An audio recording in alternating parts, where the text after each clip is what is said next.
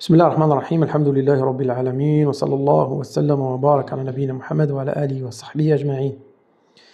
حياكم الله جميعا وبارك الله فيكم وأهلا وسهلا ومرحبا. Salam alaikum wa rahmatullahi wa barakatuh, soyez les bienvenus.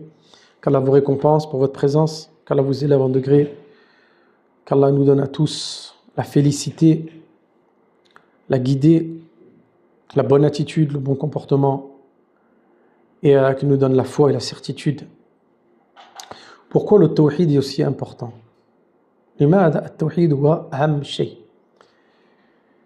Pourquoi le tawhid c'est la chose la plus importante?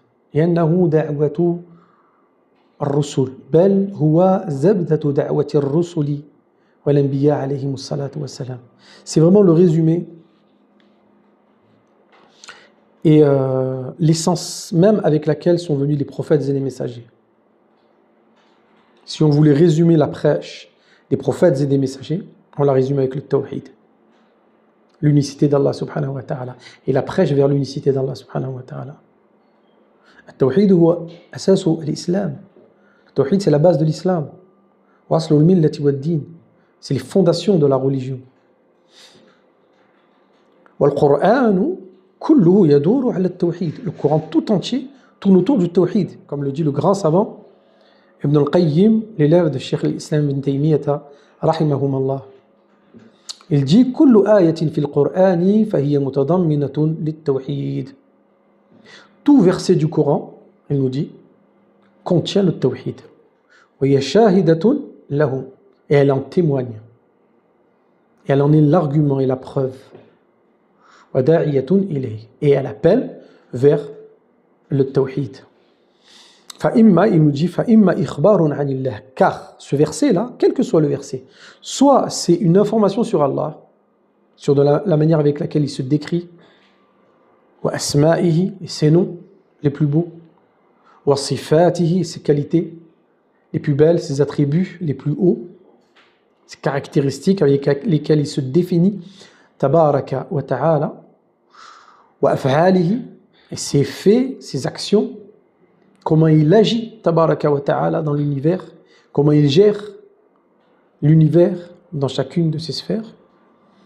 وهذا التوحيد العلمي الخبري. Ce tawhid, cette catégorie de tawhid, ça s'appelle le tawhid de la science et de la connaissance. C'est-à-dire comment nous on va connaître Allah et avoir la science de qui est Allah. Et ça rentre dans le tawhid. C'est une catégorie du tawhid, mais c'est même la raison pour laquelle Allah subhanahu wa ta'ala nous a créés. La preuve, c'est qu'il dit tabaraka wa ta'ala dans surat al-Talaq, surat du divorce, le dernier verset en fait. Il dit Allahu alladhi khalaqa sab'a samawat. Allah est celui qui a créé 7 cieux. Wa min al-ardi mithlahun. Et il en a créé l'équivalent en terre, c'est-à-dire cette terre. Yatanazzalu al-amru baynahun. Son ordre et son commandement descend entre les deux. Chaque moment, à chaque instant. Il gère, il crée, il élève, il rabaisse, il fait, il donne, il prive, il fait vivre, il fait mourir, il fait alterner le jour dans la nuit dans le jour. Il fait ce qu'il veut, subhanahu wa ta'ala. Lita'alamu. Et il a fait tout ça pourquoi? Pour que vous sachiez. Allah ala kulli shay'in qadir. Qu'Allah est capable de tout. Il a la puissance infinie et sa volonté est absolue. Rien ne lui est impossible. Et que certes, Allah a quoi? A cerné toutes choses de sa science. Il connaît tout. Il sait les choses. Il sait leur avenir. Il sait leur destinée. Chaque moment, chaque instant, chaque particule, chaque situation, chaque élément, chaque créature, chaque endroit, chaque chose qu'il a créée, il la connaît dans sa moindre mesure, dans son moindre détail, dans sa moindre nature. Il sait exactement tout. Sa science n'a pas de début, n'a pas de fin. Et ça rentre dans le tawhid. Et c'est pour ça qu'il nous a créés, subhanahu wa ta'ala, pour qu'on apprenne à le connaître. Wa imma ikhbarun, wa imma plutôt amrun bi'ibadatihi wahdahu la sharika lahu wa khal'i ma yu'badu min dunihi. Wa hadha التوحيد الإرادي الطلبي. Il a dit, dans le verset du Coran, on va trouver quoi? Qu'Allah nous ordonne de l'adorer. seul et unique, ou il nous interdit de lui donner un associé, ou un égal, ou une ressemblance, hein, ou de mettre une divinité avec Allah subhanahu wa ta'ala. Et ça rentre dans le tawhid. Ce tawhid, il s'appelle tawhid al-iradi al-talabi. C'est le tawhid de l'intention et de la demande. Qu'est-ce que la créature fait? Pourquoi elle adore? Qu'est-ce qu'elle adore? Quelle est son intention? Tout ça, c'est le tawhid. Ça rentre dans le tawhid. Ça doit être pour Allah subhanahu wa ta'ala. Et les versets du Coran sont nombreux. Allah subhanahu wa ta'ala nous ordonne de l'adorer seul, unique, sans ça. Et Allah subhanahu wa ta'ala il dit wa'budullah wa la tushriku bihi shay'a. Et adorer Allah et ne lui donner aucun associé. Les versets sont nombreux dans le Coran. Et ton Seigneur a déterminé et a décrété tu n'adoreras personne à part lui. Et la bonté envers les parents. Et ainsi de suite. Donc le Coran tout entier tourne autour du tawhid. Et aussi, ce qu'on sait, c'est que les compagnons ont appliqué la religion de la sorte. Le tawhid était au centre de leur vie, au centre de leurs préoccupations. Et d'ailleurs, le sahih de l'imam al-Bukhari ou Muslim, selon Aïcha radiyallahu anha, elle dit Ba'atha Rasulullah sallallahu alayhi wa sallam rajulan ala sariyatin. Le messager d'Allah sallallahu alayhi wa sallam a envoyé un homme. Il avait mis à la tête d'une expédition. فكان يصلي لأصحابه فيقرأ في صلاتهم ويختم بقول هو الله أحد. Donc c'est lui qui dirigeait la prière. Et quand il présidait la prière et qu'il récitait le Coran, à chaque fois, il avait pour habitude de terminer la récitation par la sourate Qul huwallahu ahad. C'était une manie, il le faisait à chaque fois.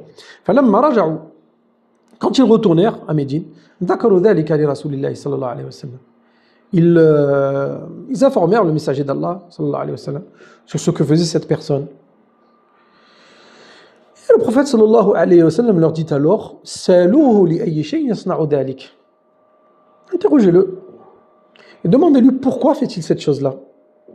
Fasa'aluhu, ils l'interrogèrent. Faqala li'annaha sifatur rahman wa ana uhibbu an aqra'a biha. Il répondit, car dans cette sourate, il y a les caractéristiques du tout miséricordieux. La connaissance d'Allah, subhanahu wa ta'ala. Et c'est pour ça que j'aime la réciter. Vous voyez? J'aime connaître Allah ta'ala. Quelle a été la réponse du prophète? Alayhi salatu wa salam, akhbiruhu anna Allah yuhibbuh. Je dis, mettez-le au courant. Informez-le qu'Allah l'aime. Ça montre quoi ça? Ça montre que celui qui s'accroche au tawhid et qui aime connaître Allah subhanahu wa ta'ala et qui étudie ces choses-là, c'est une cause pour qu'Allah l'aime. Donc on voit que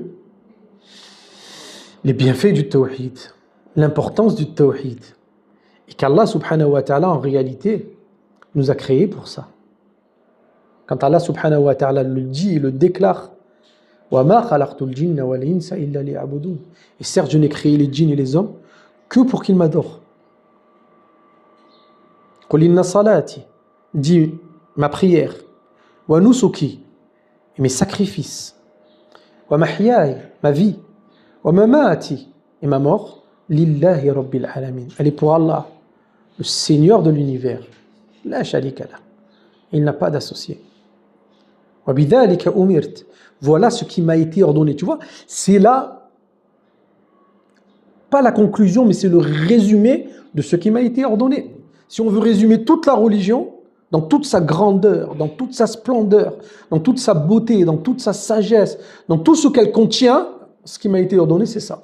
C'est que toute ma vie, ma mort, mes actes d'adoration, mes sacrifices sont pour Allah. La sharika lah. Allahu a'lam, Allah est plus savant. Demande à Allah Ta'ala qu'il fasse que cette vidéo soit pour lui, soit dans le tawhid, qu'elle ait été faite sincèrement pour Allah Ta'ala, sans aucune envie de plaire ou de gagner ou d'être élevé ou d'avoir de la valeur ou d'avoir quoi que ce soit de la vie d'ici-bas. Qu'elle soit faite pour Allah, seul et unique sans associé. Wa sallallahu wa sallam wa baraka ala nabina Muhammad wa ala alihi wa sahbihi ajma'in. Wa qul lakum salamu alaykum wa rahmatullahi wa barakatuh.